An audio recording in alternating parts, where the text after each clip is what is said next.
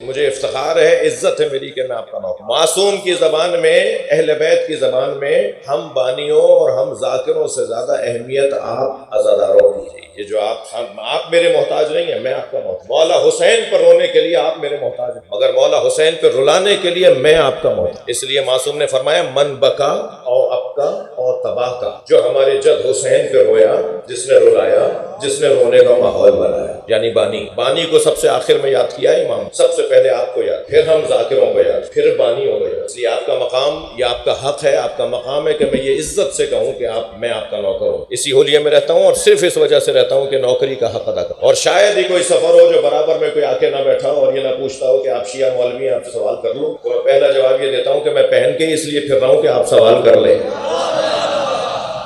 ہم سے ہمارے بارے میں پوچھیں نا، آپ خود کیسے بتائیں گے کہ ہم کیا بول رہے ہیں؟ بھائی یا علی مدد میں بولتا ہوں تو دلیل بھی میں دوں گا نا، کالے کپڑے میں پہنتا ہوں تو دلیل بھی کالے کپڑوں پہ میں دوں گا نا۔ جو نہیں پہنتا وہ کیسے دلیلیں دے رہا ہے؟ جو مولا حسین کا ماتم نہیں کر رہا وہ کیسے دلیلیں دے گا؟ ماتم نہ کرنے پہ کوئی دلیل ہے؟ ماتم کرنے پہ دلیل ہوتی ہے۔ یا علی مدد نہ بولنے پہ کیا دلیل ہے؟ نہیں بول رہا، دلیل کس بات کی؟ دلیل تو وہ دے گا جو بول رہا ہے۔ تو آپ کون ہوتے ہیں یہ کہنے والے؟ ایک صاحب کہنے لگے مولانا اتنا بڑا نام ہے آپ کا، یہ وہ فلاں، آپ کیا شرک ہوتا ہے شیعوں کیا؟ میں نے کہا جی کیا ہوتا ہے ہمارے یہاں؟ کہنے لگے آپ کیا شرک ہوتا ہے؟ میں نے کہا کیا ہوتا ہے؟ کہنے لگے آپ پہ لوگ اسٹیکر بنواتے ہیں، تغرے بنواتے ہیں، علی وارث۔ تو میں نے کہا اس میں کیا پریشانی ہے؟ کہنے لگا یہ شرک ہے۔ میں نے کہا آپ نے قرآن پڑھا ہے؟ کہنے لگا میں قرآن کا حافظ ہوں۔ میں نے کہا میری مدد کریں، سورہ الانبیاء کی 105ویں آیت سنائیں۔ اور آپ یقین جانیے وہ حافظ تھا، اس نے آیت سنا دی، وَلَقَدْ كَتَبْنَا فِي الزُّبُورِ مِن بَعْدِ الذِّكْرِ أَنَّ الْأَرْضَ يَرِثُهَا عِبَادِيَ الصَّالِحُونَ۔ ہم نے تورات، زبور، انجیل، قرآن میں لکھ دیا ہے کہ ہماری پوری زمین کے وارث ہمارے نیک اور صالح بندے ہیں۔ میں نے کہا تم سے ایک علی وارث سمجھ میں نہیں آتا، ہم 14 کو وارث مانتے ہیں۔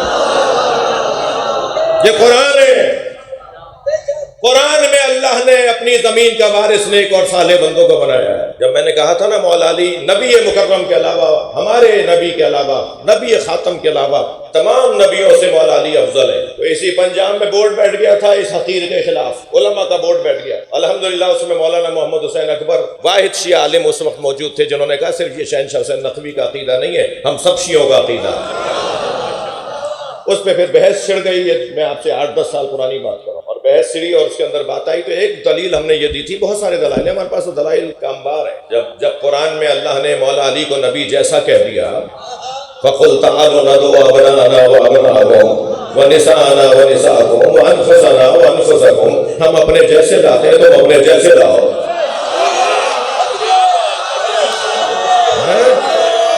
جب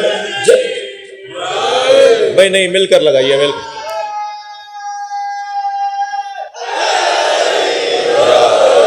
جب اللہ نے مولا علی کو نبی جیسا کہہ دیا تو کیا حضرت آدم ہمارے نبی جیسے ہیں؟ ہمارے نبی تو سارے نبیوں کے مولا ہیں نا۔ ہمارے نبی آخر، نبی خاتم، سرکار دو جہاں، سارے نبیوں کے مولا ہیں۔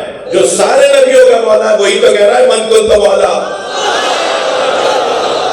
فہذا علی المولا، میں جس کا مولا ہوں علی اس کا مولا ہے۔ تو میرے بچوں خبردار، جو اس حلیے میں ہونا اس سے ذرا ڈرے رہنا۔ جی دکاندار نے کہا، دکان والے نے، دودھ والے نے، دودھ پیو گے؟ میں نے اچھی طرح اس کی دکان کو دیکھا، پھر کہتے پلا۔ اچھا میں وہ وہاں سے گزر رہا تھا، ٹنڈو آدم چھوڑ کے آ گیا، فقیر نے مجھے دیکھا، مجھے دور سے آواز دے کر کہا السلام علیکم یا علی مدد۔ میں نے بھی سلام کا جواب دیا، مولا علی مدد بھی۔ اس نے دور سے آواز لگا کے کہا کچھ دوں؟ ہاں فقیر کی بات کر رہا تھا میں۔ کہنے لگا کچھ دوں؟ میں نے اپنے ڈرائیور سے جو میری گاڑی سنبھالتا ہے اس سے کہا بھائی روکو، مجھے پہلا فقیر ملا ہے، فقیر پہلی دفعہ ملا ہے۔ تو میں نے آگے بڑھ کر ان کو سلام کیا، ان کو جواب دیا، بات کی۔ کہنے لگے کہ بتاؤ زہد کسے کہتے ہیں؟ بھائی فقیروں کی بات کر رہا ہوں، فقیروں کو اچھی لگے گی۔ میں نے کہا، کہنے لگے زہد کسے کہتے ہیں؟ میں نے کہا آپ بہتر جانتے ہیں۔ میں جوانوں کو بتا رہا ہوں کہ جب کسی بڑے کے پاس جاؤ بولنا ختم کر دو، سننا شروع کر دو۔ ہاں ہمارے یہاں ایک بڑی بیماری آئی ہوئی ہے، ہر جگہ بولتے رہتے ہیں۔ بھائی جب سینئر کے پاس گئے ہو، کسی بڑے کے پاس گئے ہو، تو اس کے سامنے تو خاموش ہو جاؤ، اس کو تو بولنے دو نا، وہ جتنا بولے گا تمہارے فائدے میں، تم جتنا بولو گے تمہارے نقصان میں۔ تو میں نے کہا جی آپ بہتر جانتے ہیں۔ کہنے لگے زہد کسے کہتے ہیں؟ میں نے کہا آپ بہتر جانتے ہیں۔ کہنے لگے زہد کی 7 منزلیں ہیں، تم 7ویں منزل پہ پہنچو گے تو اللہ تمہیں ولی بنا دے گا۔ تمہیں پہلی منزل بتاؤں گا، جب اس پہ عمل کر لو گے تو مجھ جیسا کوئی فقیر ملے گا دوسری منزل بتانے کے لیے۔ میں نے کہا جی عطا کریں۔ کہنے لگے زہد کی پہلی منزل ہے اپنی ذات کی نفی،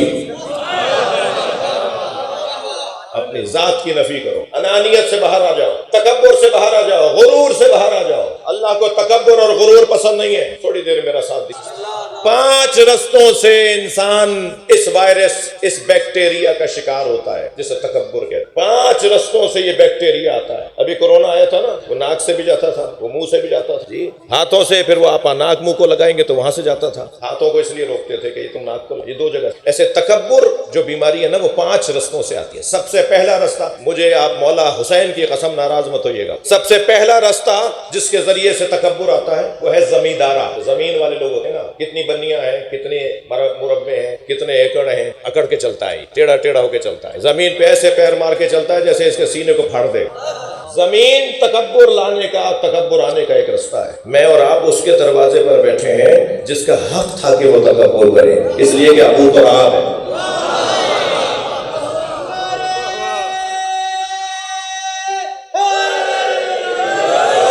دوسرا راستہ تکبر آنے کا سواری ہے، گاڑی، سواری۔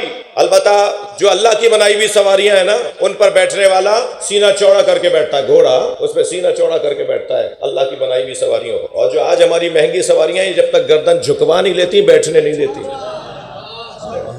گردن جھکواتی ہیں پہلے، پھر بیٹھیں گے آپ۔ تکبر کا ایک رستہ ہے سواری۔ قربان جائیں اس ذات پر کہ اگر سواری کی بنیاد پہ تکبر جائز ہوتا تو پھر تکبر وہ کرتا جو دوش نبی کا سوال۔